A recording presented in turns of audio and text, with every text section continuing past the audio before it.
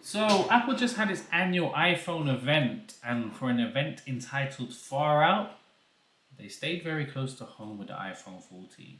I have some thoughts, so let me explain. Now, if you was to squint your eyes or keep them wide open even, the iPhone 14 will look exactly like the iPhone 13. I mean, it looks pretty much the same as the iPhone 12 and 11. Yes, the camera bump on the back has changed, but that's it. Now, why change something that's winning? I hear you cry.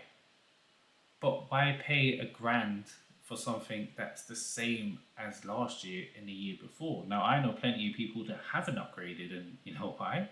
Because they don't need to. I mean, I remember a time when you could tell, you was like, oh, that's that new phone. Nobody does that nowadays. Now, nobody really cares that much. Some people do though, Apple. Like I love phones. I saw someone with that with the Galaxy Fold, and I was like, "Oh, maybe come over, maybe ask questions, maybe have a look about it." Someone pulls out an iPhone 13, 14, 12. Nobody bats an eyelid because they all look the same. You need to change it up because, frankly, while a great design, it's getting stale. That's not to say that iPhone isn't an amazing looking phone. It hasn't got amazing features, but it's got the same looking and the same amazing features pretty much that it's had for the last couple of years. The innovation in Apple on the iPhone is shocking. Shocking. Not to say that they aren't doing stuff on their Pro and Pro Max and charging a premium for it. But on the iPhone 14, the base model, when you think of iPhone, you just think of iPhone 14. You don't think of iPhone 14 Pro Max. You think of just that.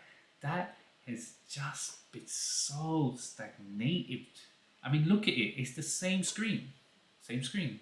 Yes, it's got the same notch. That same notch that will still get in your way if you're trying to watch anything full screen. Now, I know our eyes will just get rid of it, but it shouldn't need to. It doesn't need to in this day and age. And let's not. Do we want to talk about them using? And do we want to talk about them reusing the chip from last year's 13 Pro Max in the iPhone 14? Yes, they jazzed it up a bit, but how are you going to come up on stage and try and sell the fact that you're selling me a phone with a chip that was inside last year? And it's exactly the same outside. Yes, you've got a new color, which, yes, one color. Oh, thank you. Yes, let me give you a grand for that color. Well done, Apple. Well done. I mean, even looking at the display, I mean, it's an OLED Super Retina XDR display. It's a beautiful display. It has the same 60 hertz refresh rate.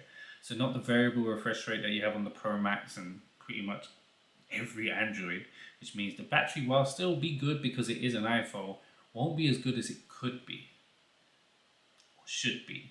Now, it does have a 1200 nits peak brightness, which is really good. It's not the 2000, I believe it was, on the Pro Maxes, the Pro and Pro Max, which is absolutely crazy and will look beautiful outside. 1200 is bright enough. It'll also be covered in ceramic shield for enhanced protection against drops and scratches, and I think it said it was the strongest in the market. Little shots at grid of glass and everything there. As far as features, yes. To be fair, Apple, they have added a few new features that seem really good. I mean, I really like that SOS thing. So you point at a satellite. If you're stuck in the middle of nowhere and you can send like an emergency text, you can't make calls, you can't have normal conversations with it, but you can send emergency text with your location, which is really handy and really helpful and could help in very niche scenarios. So they're charging people to do it. Well, it's free for the first 2 years. It's US only right now, or North America. I think Canada has it as well. And after 2 years, what, you're gonna have to start paying for it? I mean, it's not like we're out in the wilderness all the bloody time. So what?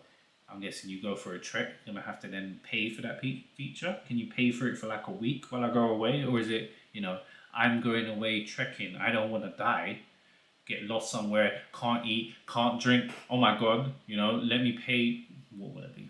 £20, £50, £100 a year for this? Crazy. But it's the way everything is going right now. And that's not just an Apple thing, that's everyone. From time I have to pay to heat my car seats. So it's in there. I have the availability, I have the functionality. not the availability, I guess, but have the functionality, but you're charging me to do it. They're going to charge you for every single thing they can. But the most annoying thing for me was the lack of USB-C. Now, we knew it wasn't going to happen because all the leaks had told us so. But with the EU coming in and saying, you need to do it, Apple went, yeah, we will, just not this year. So again, Lightning, which is like the only thing in the lineup that still has only a Lightning port for charging, connection date or whatever. So, and then next year they'll need to change to USB-C or just get rid of it altogether, which is what they might do, seeing as it now has key wireless charging and MagSafe and all that. But so anybody then who has any peripherals or any accessories with the Lightning charger, well, you're out of luck, mate. Guess you're gonna have to buy them all.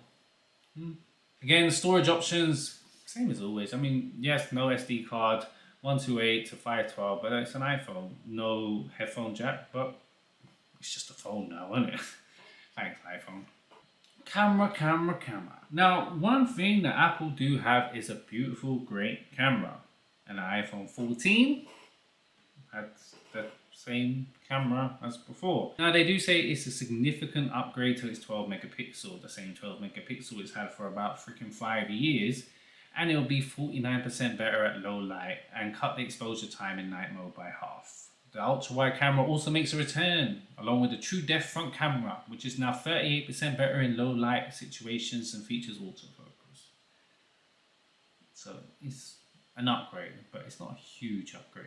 Unlike the 14 Pro and Pro Maxes, where they will have a significant upgrade. Now the video capabilities on the 14 are also looking to be cinematic as ever, with a new action mode, which is like the stabilization where you're running through. We'll see how good it really is. In their demos, it looked great, but that's demos, that's ideal scenario. We'll see how it is in real life. But that's it for the iPhone 14. Its cameras are great as always, probably the leading of the pack, especially in video. But if you really want an improvement on your camera, you go to the Pro and Pro Maxes. This is just a very, very good camera. Not great. Overall then, I'm just so disappointed. Like I said before, for an event called Far Out, they stayed so close to home on the iPhone 14. It is just a copy and paste. A copy and paste of the 13 body and a copy and paste of the 13 Pro Max's inside. Yes, they juiced it up a bit, they styled it up a bit, and where we'll see now the real innovation, I guess how we always seen the real innovation for the last few years, is in the Pro and Pro Maxes. While the iPhone 14 suffers. iPhone 14 feels like it's last year's phone, not this year's. That's not to say you shouldn't buy it, just I won't. Anyway, hope you liked the video. Till next time, goodbye.